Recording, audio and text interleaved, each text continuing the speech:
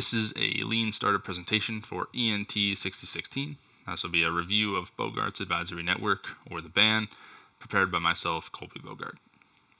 So a brief introduction. The BAN is an online website platform allowing users to schedule appointments with professionals or experts who are higher quality and have extended availability outside of typical business hours. These professionals are going to be verified using a proprietary credentialing procedure. And we'll be able to provide inexpensive advice in a variety of fields, such as medical, financial, legal, etc. These professionals will register voluntarily and have their own initiative to make themselves available so that users can schedule their appointments accordingly. Pricing will definitely be transparent up front with no surprise fees. This will help facilitate the level of trust and help to build a reputation for this company.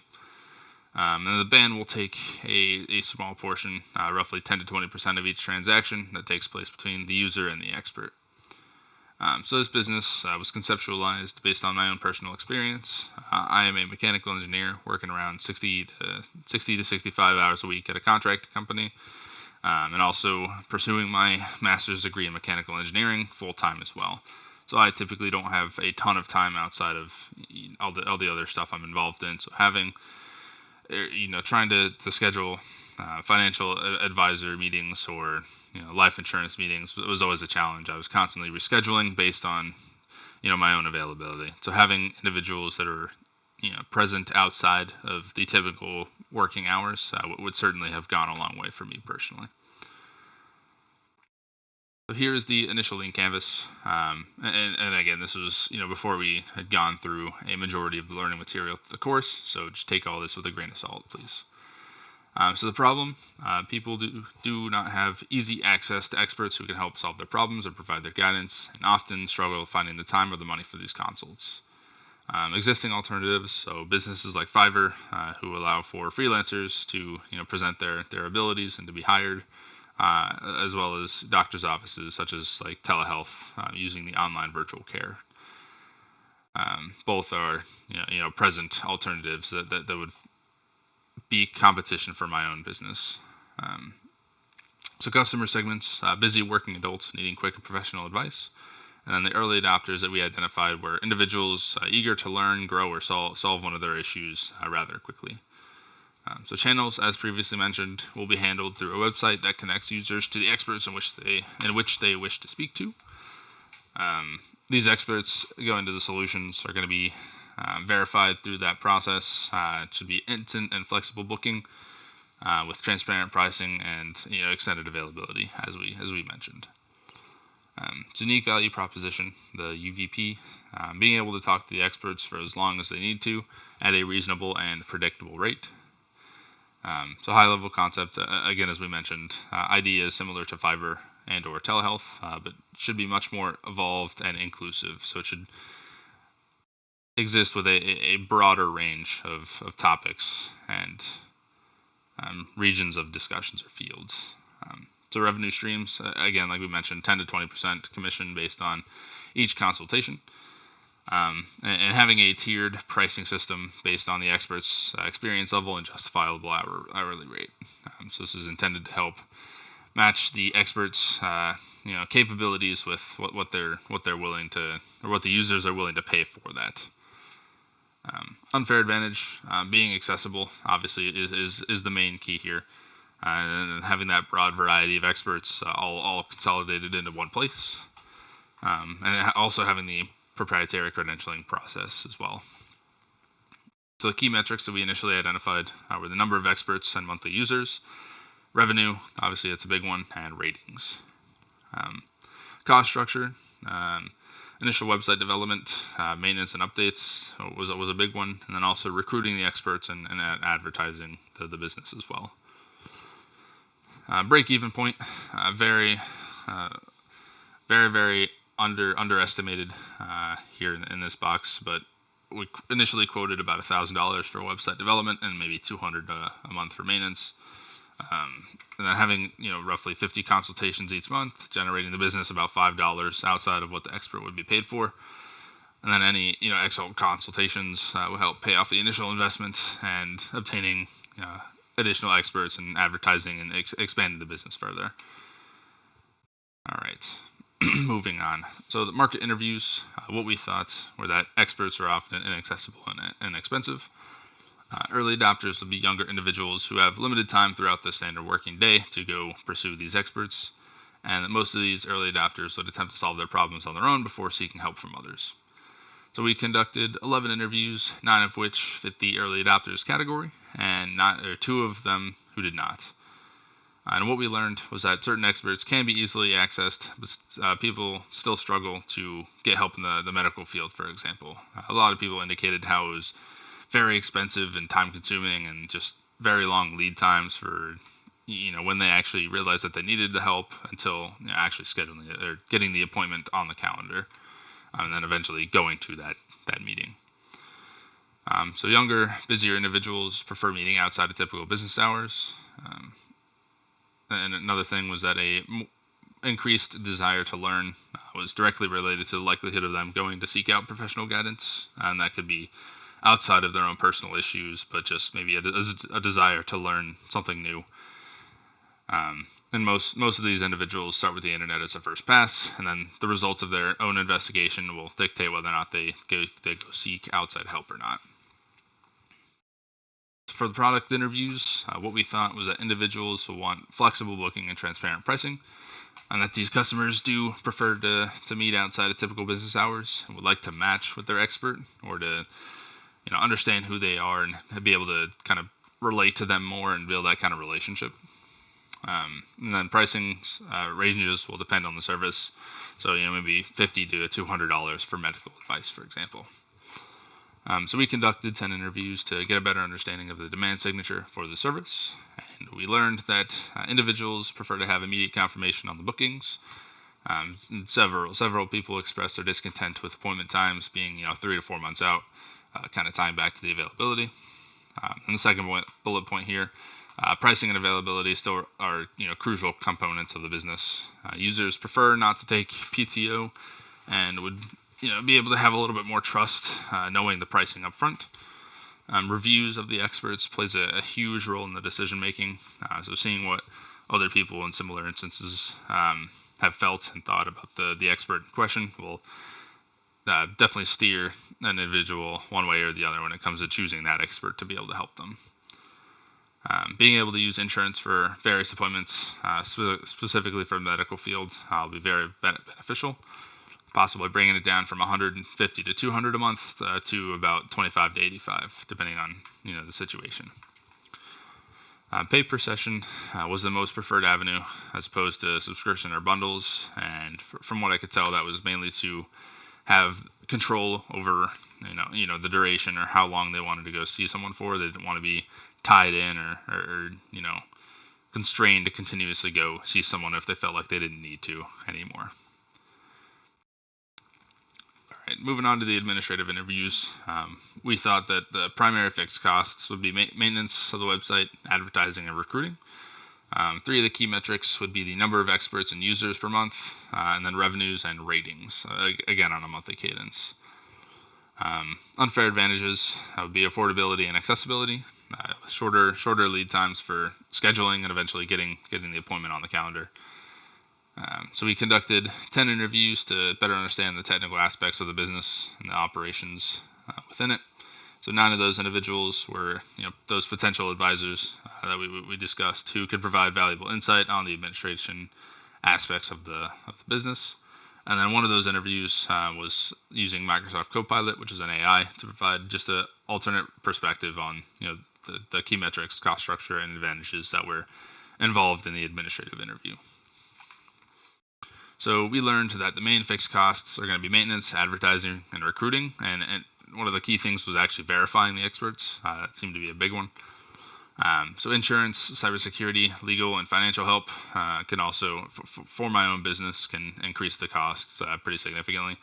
These are all things that were not previously considered in the initial lean canvas. Customer satisfaction. Definitely a huge metrics that we need to be tracking. So what's making them happy and keeping them coming back for more? And one of the biggest advantages that we determined that we could develop was having just an easy to use website for all ages. Someone who's 8 years old should be able to use it just as effectively as somebody who's like 98 years old, for example. So part of that goes into like customer support, constant improvements, and just building that reputation that's going to help us stand out against our future competition here. So the MVP experiment number 1. So our market engagement hypothesis, or the MEH, many people wanted an easier way to speak to professionals or experts. The big XYZ hypothesis was that at least 10% of the young adults in the US would want to use the website to connect to experts or professionals. Little XYZ hypothesis, further specifying on a smaller scale, at least 15% of the young adults in Jupiter, Florida will try to use the website to connect to experts or professionals. And then the actual hypothesis test itself is intended to be a landing page MVP to be used to explain the product with a demo video and request feedback and comments. So the main thing we're looking for are emails and phone numbers to be entered from the potential customers, so that they can stay up to date on the product development. So that kind of gives us a little bit of insight on who all is involved, how many people would be involved or interested in a design like this. So we quoted about 20 hours spent to design this page and flow it out to the potential customer bases, and around $400 to actually develop and advertise this landing page locally. The second MVP experiment, the MEH, was that young adults in the U.S. want a more accessible way to speak to experts or professionals, and this is very similar to the previous one, just expanded a little bit based on the feedback from the first experiment. The big XYZ is essentially the same. 10% of adults in the U.S. Will want to use this website to connect to experts or professionals, and then the little XYZ hypothesis, at least 10% or 15% of the young adults in Jupiter, Florida are going to use this website to connect to medical experts or professionals. So the hypothesis test was a bit more intensive. This one's using a provincial MVP to be used on a local market, so Jupiter, Florida, with a special focus on the medical field. Small scale version of the website is going to be developed for the users to connect to the professionals. Those professionals will be verified and brought up to speed with what the expectations are for their own involvement. So the main thing we're looking for, right, is obviously the financial aspect, right? So the transaction that comes from users and professionals being brought together. And then also these paying users being able to provide feedback immediately after the meeting, giving us a little bit of insight on how it went, where things are going, etc. So we quoted about 300 hours to design the platform, consulting legal experts and flowing it out to the professionals and users, and then about $2,000 creating the platform, facilitating execution of this provincial MVP. All right, so to conclude, final lean canvas here, bringing it all back together. A couple of things were definitely updated as we learn more through the interviews. So starting with the problem statements, it's basically indicating that it's not all experts, it's just certain experts, and then people having a difficult time for the traditional consultations, right? Customer segments definitely expanded on the fact that the medical issue medical field is a growing concern. A lot of the people that I talked to expressed their discontent with the current system for the medical aspect of things. So obviously those individuals prone to medical issues are certainly going to be target customers and early adopters. All right.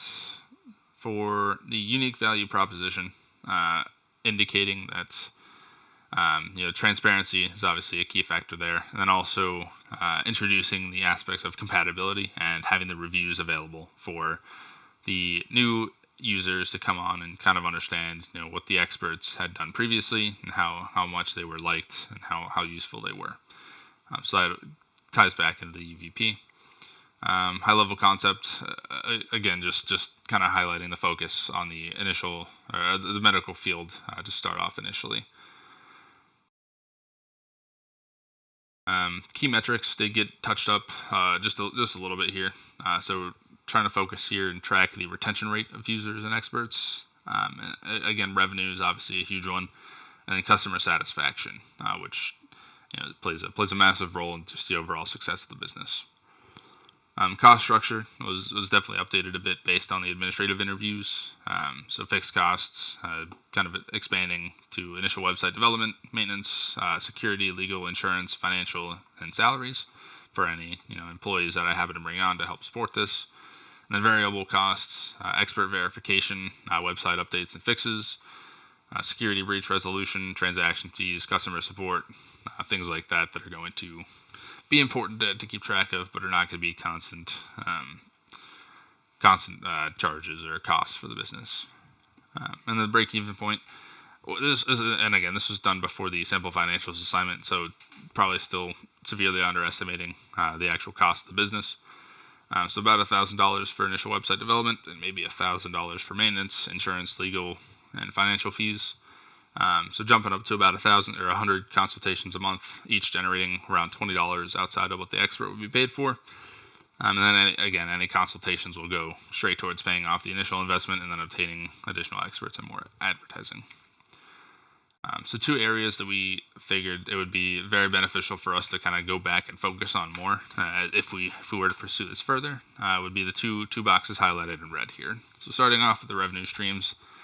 The main thing that I'd be more curious to understand is just the tiered pricing approach. So just investigating that a little bit further and understanding, how that system would actually look and how it should be executed. Because that will play a very important role into the overall system of the business, and that's one of the things that I'm still a little bit unsure about how it would actually be executed. Then the second thing is clearly the financials, right? Understanding the break-even point will be a huge part of the business from a financial standpoint. So doing that simple financials assignment certainly helped. Brought my initial quote from $2,000 to get us started to maybe around 80 to 90,000. So very significant jump. I would very much need to go discuss the finances of this business with a lot more people to try to hone in both of those numbers and be able to update this lean canvas once more to better reflect what we would be expecting out of this business. But that's all I have. So I appreciate you taking the time to listen to this presentation and just to spend the time to be here with me. So thank you. I appreciate it.